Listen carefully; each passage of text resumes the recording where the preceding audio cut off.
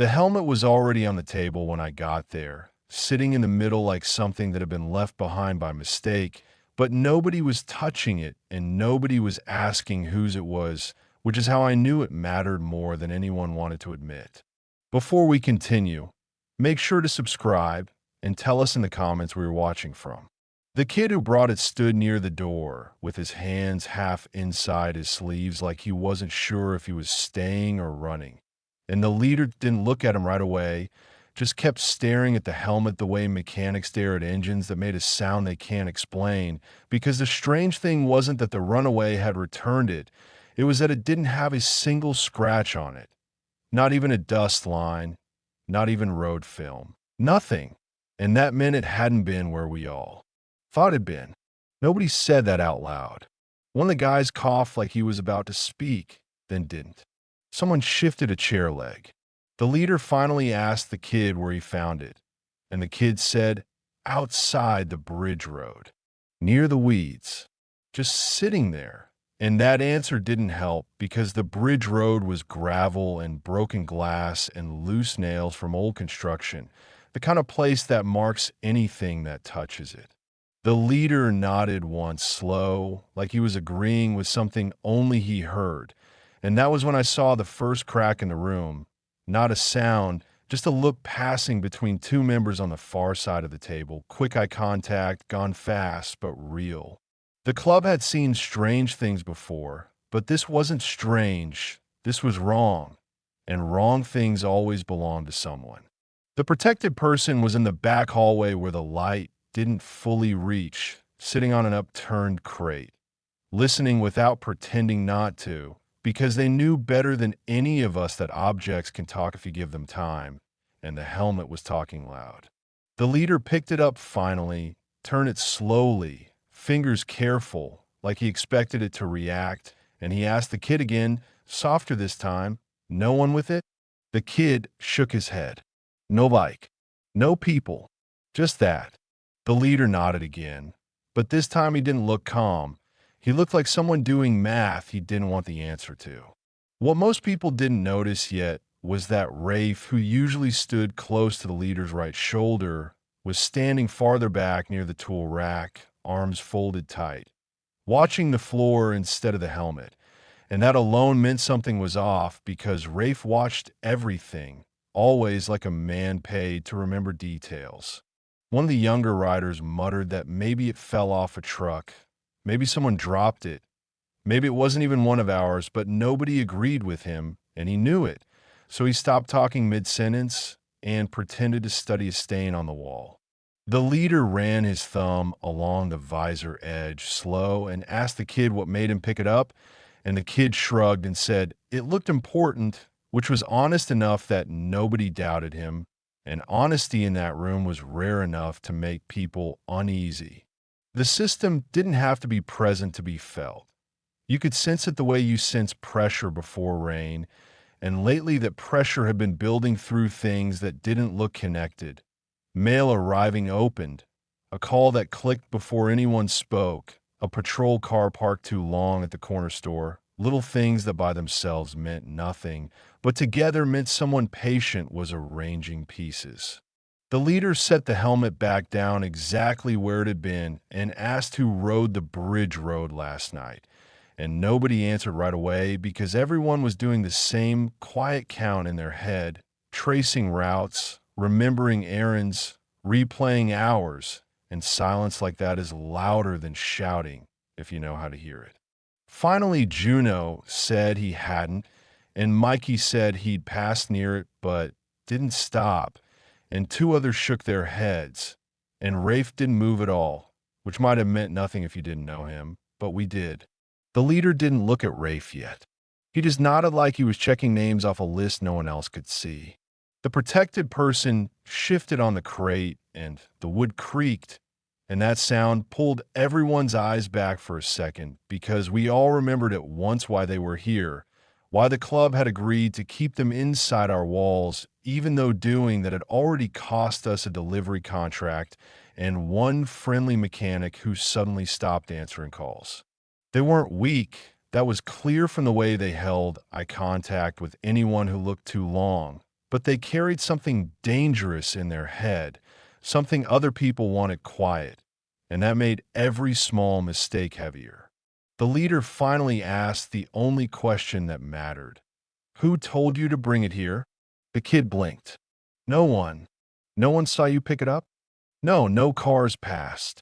No, each answer landed flat, solid, unhelpful. The leader breathed in through his nose, slow, the way he did when he felt a decision coming that he didn't trust. Years ago, he'd made one like that, and someone innocent paid for it, and nobody mentioned it anymore, but it lived behind his eyes like a reflection that never left.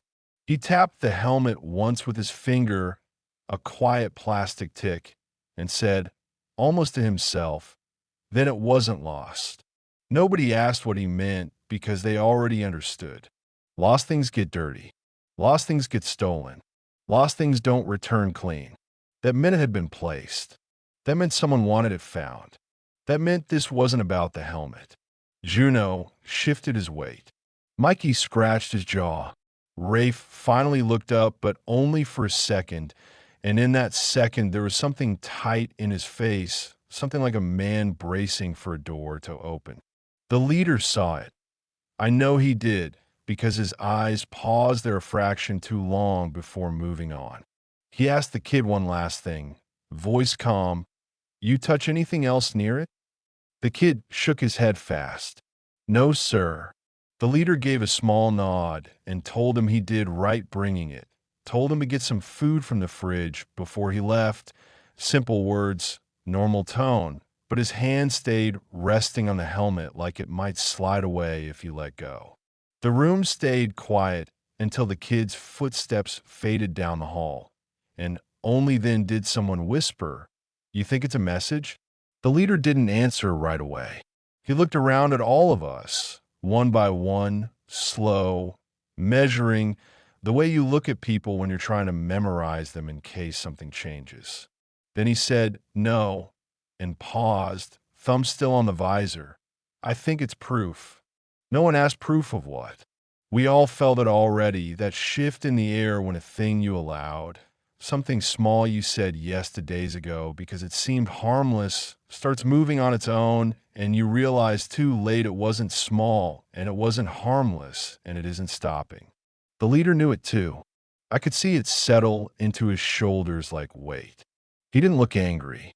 He looked certain, and certainty in a moment like that is worse, because it means you understand the line you crossed, and you know there's no stepping back over it. He kept his hand on the helmet and said very quietly, more to the table than to us, we should have said no when we had the chance. And that was the moment he understood whatever had started was already in motion, and nothing we did next would count as prevention anymore, only consequence. Mourning didn't change anything, it just made the same problem visible in daylight. And that somehow felt worse because shadows at least pretend they're hiding something, but the helmet was still on the table exactly where it had been, like it had decided to stay until someone admitted what it meant. Nobody touched it overnight. That wasn't an order, just something everyone understood without saying, the way people lower their voices in a hospital hallway. The leader was already awake when the rest of us came in, sitting with a mug that had gone cold, eyes on nothing, which told me he hadn't slept. And the thing about him was he didn't lose sleep over danger. He lost sleep over mistakes, especially the kind that start small and grow teeth later. Juno tried to act normal, asked if anyone wanted coffee, but he didn't pour any for himself, just kept rinsing the same cup like it still needed cleaning. And Mikey stood near the window watching the street without really looking at it, his shoulders tight like he expected the glass to knock back. Rafe came in last. That alone drew attention because he was always early, always already there. And he said morning like he was reading it off paper instead of meaning it, then leaned against the wall instead of taking his usual spot, arms folded, jaw working slow. Nobody called it out. Loyalty doesn't always look like defense. Sometimes it looks like letting a man keep his silence. The protected person stepped out from the hallway and asked if they could use the phone again. Calm voice, steady eyes, and that request made 3 people glance at the leader at once because the phone had become a question lately, not a tool. The leader didn't answer right away. He watched the helmet. Then he said, "Not yet." They nodded once and didn't argue, which was stranger than arguing would have been, and they went back to the crate like someone who already knew the answer before asking. That was when the pressure started showing its shape. It didn't come as threats. It came as absences. The mail didn't arrive. The mechanic 2 blocks over suddenly said he was booked for a month. A supply order we placed last week got returned stamped, address, unknown, even though we'd used the same address for 8 years. Little things. Paper things. Things you can't punch or chase. Mikey said maybe it was coincidence, and Juno said coincidences don't stack, and neither of them sounded convinced by their own words. The leader finally picked up the helmet again, turned it toward the light, and said, "They want us to notice it." Nobody asked who they were because the word didn't need a face. Everyone in that room had dealt with systems before. Permits delayed, inspections repeated, questions asked twice in different ways.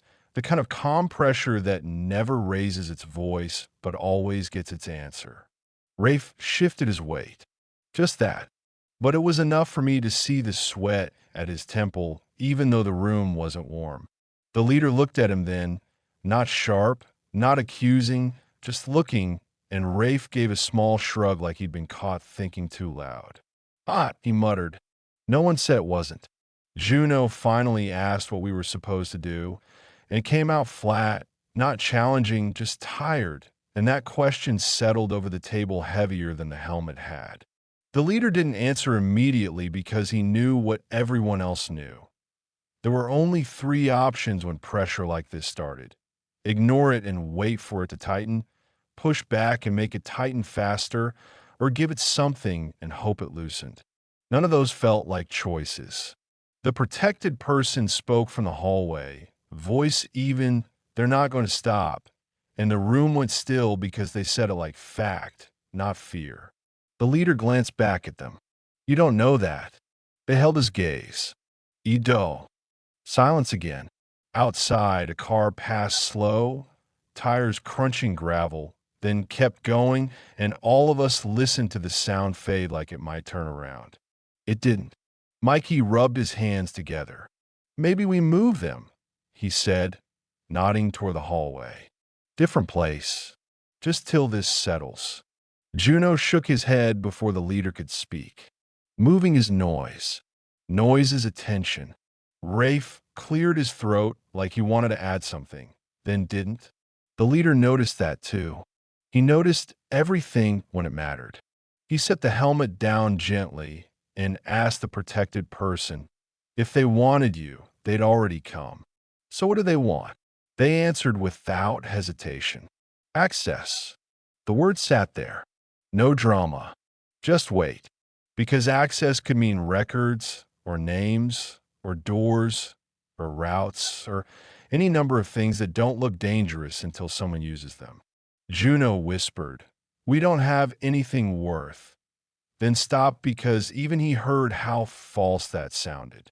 The club always had something worth pressure. That was the cost of being useful. The leader leaned back in his chair with creaking under him and rubbed his thumb against his knuckle, slow, thinking, and I could tell he was lining up pieces in his head, not to solve it, just to see how bad it already was. He asked Rafe, quiet, "You see anything strange last night?" It wasn't an accusation. It was routine. But Rafe took half a second too long to answer. "No, just that." The leader nodded like he believed him, which somehow felt worse than doubt. Another silence, stretched, thinner this time, like something about to tear. Finally, Juno said, "We can't sit." Mikey nodded. "We give them something small, something useless. See if it buys space." The leader looked at the helmet again.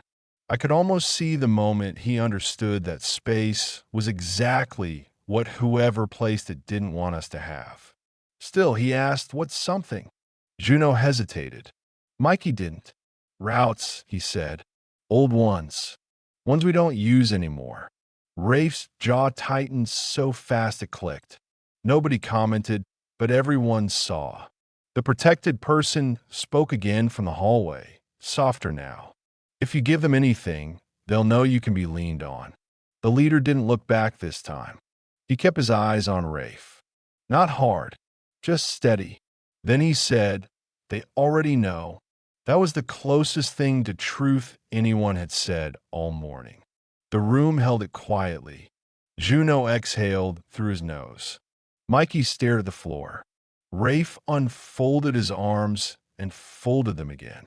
The leader drummed his fingers once on the table, decision rhythm, and said, "We send the old routes." No one agreed out loud. No one argued either. That's how you know a choice costs something personal, when the silence after it feels like someone signed for all of you. The protected person didn't move in the hallway. Juno closed his eyes a second. Mikey nodded once, small. Rafe looked at the helmet, and then away like it had looked back at him. The leader rested his palm on the table, flat, steady, and I could tell from his face he already knew this would fix nothing, that whatever had started before the helmet arrived was still moving underneath us, patient as paperwork, and the only thing we'd done was agree to pay the first installment. The truth about Rafe didn't arrive like a confession or a dramatic reveal. It came the same way everything else had been coming lately, sideways, quiet, already too late to change anything. And the first sign was his hands, because I noticed they stopped shaking the moment the envelope hit the table, which is not how innocent hands behave when something unexpected shows up. Nobody had seen who dropped it off. It was just there near the door when Juno came back from taking out the trash, a thin brown envelope with no stamp, no writing, nothing except wait, and the leader didn't open it right away because he had started to understand that unopened things can still do damage. Rafe stared at it like he recognized it. That was the first piece that slid into place, though none of us said so yet. The leader finally opened it with his thumb. Slow tear, paper whispering louder than it should have, and inside was a single photograph and a folded sheet. He looked at the photo first. His expression didn't change, but his shoulders did, just a fraction, like something had settled onto them. He slid the photo across the table. Juno leaned in. Mikey followed. I watched their eyes move, not their faces, because eyes tell the story faster. It was Rafe in the picture, no question, standing beside a storage unit door half open, and inside the unit was something covered with a tarp, but not covered enough. Not if you'd ever seen the outline of a bike that had been reported missing 3 counties over last winter, the kind of case that never fully closes because it's not important enough for urgency, but not small enough to forget. Nobody spoke. Rafe didn't look at the photo. He was watching the leader. The folded sheet stayed in the leader's hand. He didn't open it yet. He just asked calm how long. Rafe swallowed once. That was all. But it was answer enough to tell us this wasn't confusion. This was history. Mikey muttered, "You've got to be kidding." Not loud, just air leaving his lungs shaped like words. Juno didn't say anything at all. The protected person stepped out from the hallway again, silent, drawn by the gravity in the room. The leader finally unfolded the paper. His eyes moved left to right, once, then again slower, and he set it down flat so we could see. It wasn't a letter. It was a copy of a report form, official header, case number, dates, Rafe's name typed clean in the middle, and below it a paragraph stating that charges could be filed at any time pending review. No threats, no demands, just possibility printed in black ink. That's how systems talk when they want obedience. Juno whispered, "Rafe," but didn't finish because he didn't know which question mattered first. Rafe rubbed his palms on his jeans like he was trying to erase something only he could feel. It was before, he said. His voice wasn't defensive. It was tired. Before I rode with you. I thought it was clean. I thought it was done. The leader nodded once, not forgiving, not condemning, just placing the fact where it belonged. And now, Rafe's jaw flexed. Now they call sometimes, or send things. Not often, just enough. Mikey looked at the photo again, anger rising slow. So you've been talking to them? No. The word came out sharp, immediate, the only sharp thing Rafe had said since the envelope appeared. I haven't told them anything. They don't ask for talk. They ask for adjustments. No one needed that explained. Adjustments could be routes delayed, doors left unlocked, schedules shifted by 10 minutes. Small things that look like accidents until you line them up. Suddenly, every strange detail from the last week rearranged itself in my head, like furniture dragged into a new pattern. Rafe being late. Rafe standing back. Rafe watching the floor. Not guilt. Calculation. Survival. The leader tapped the edge of the report with one finger. The helmet, he said quietly. Rafe closed his eyes once. That was yes. Mikey took a step forward, anger finally finding his legs. You led them to us? No, Rafe shook his head hard. I told them nothing about the club. They already knew about you.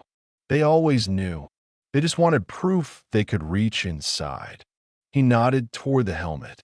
That was proof. Silence again, but different now, heavier because it had shape. Juno asked, soft, why not tell us? Rafe gave a small laugh that didn't sound like humor. Because I thought I could handle it. Because if I told you, then it was your problem too. And I didn't want that.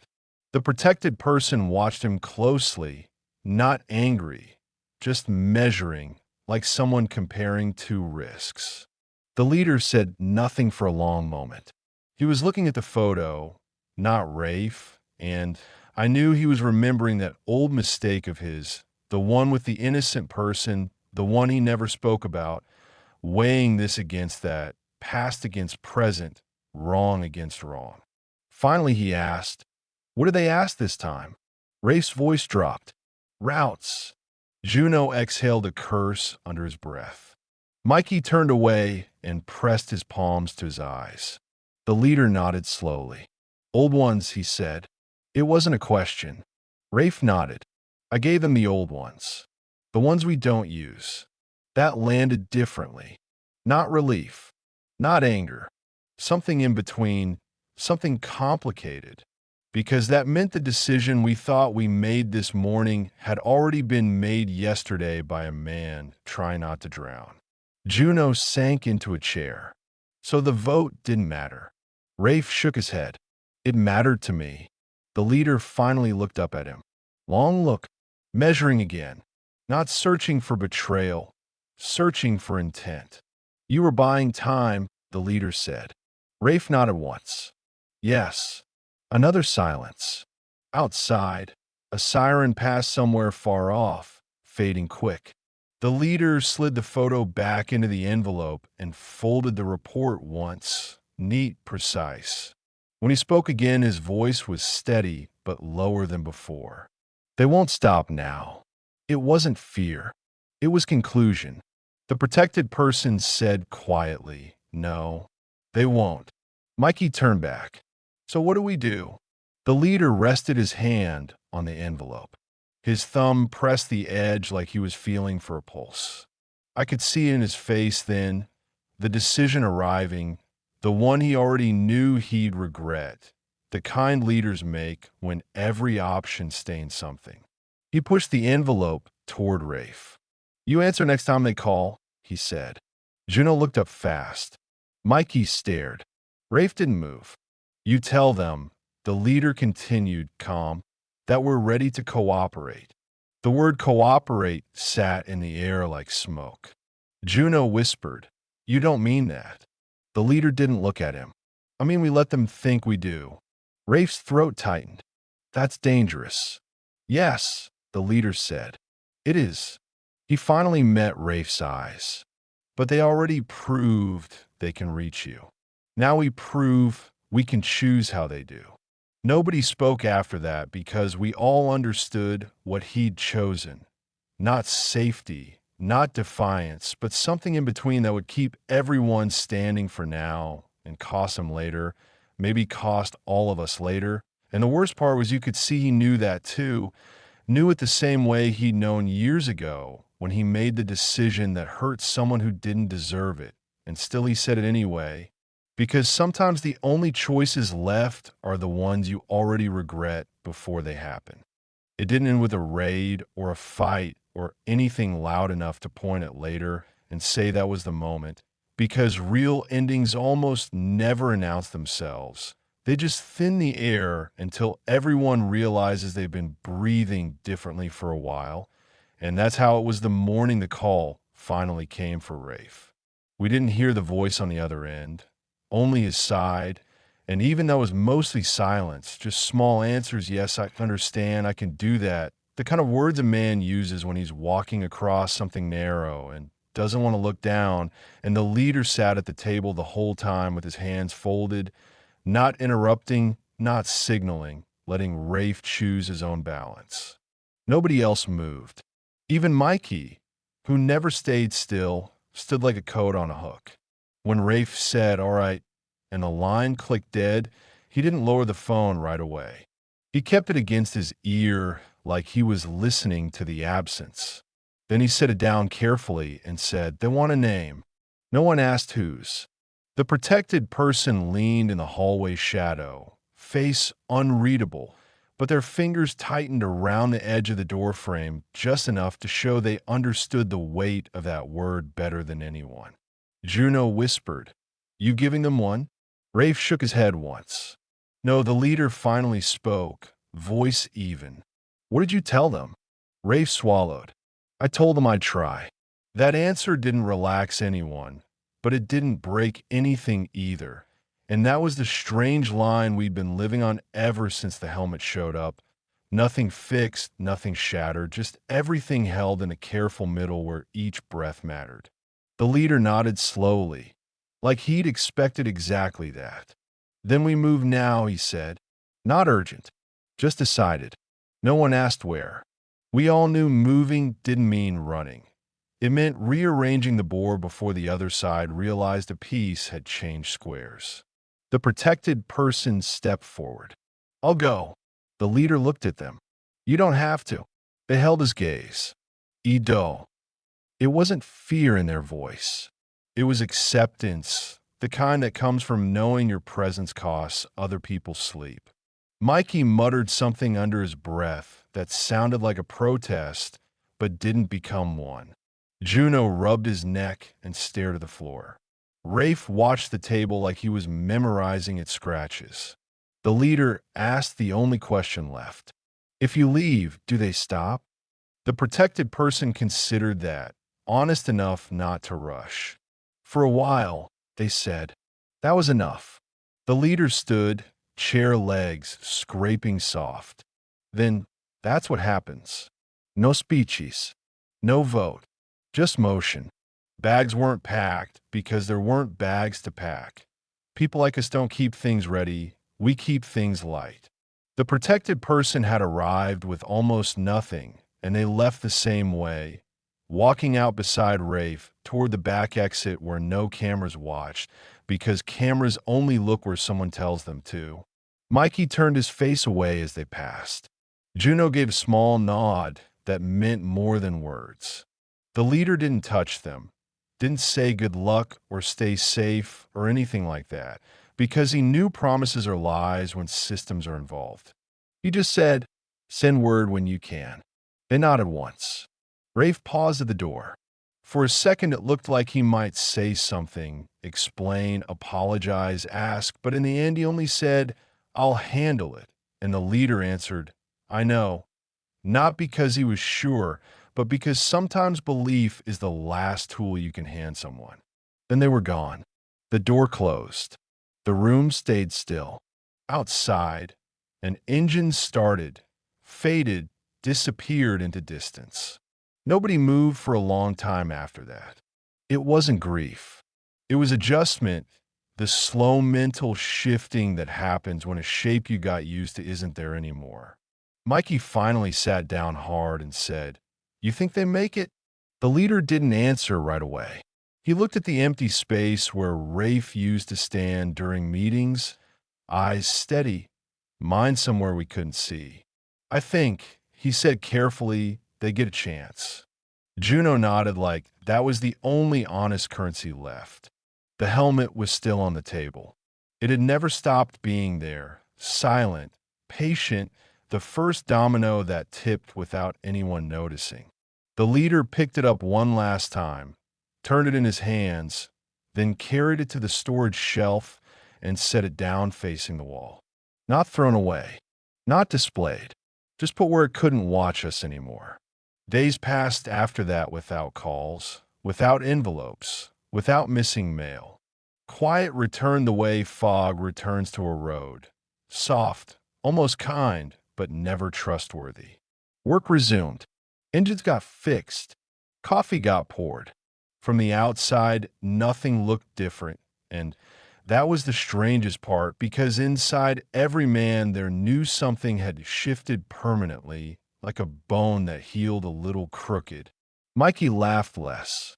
Juno checked locks twice. The leader slept but lighter. No one mentioned Rafe's name unless necessary. Not out of anger, just because saying it reminded us how thin the line had been between loyalty and leverage. Weeks later, a postcard arrived with no return address. Just a picture of a roadside diner and 3 words on the back, still writing. The leader read it, nodded once, and tucked it into his pocket. He didn't show it around. He didn't need to. Some news is only meant for the person who carried the weight of the decision. That night, he stood outside alone after closing, looking at the dark street like it might answer something if he stared long enough. I asked him once, later, if he regretted letting them go. He thought about it the same way he thinks about all hard questions, slow, honest, without decoration. Regret isn't the right word, he said. It's more like interest. I asked what that meant. He watched a car pass at the far corner, headlights sliding along the pavement. It means you pay for it a long time.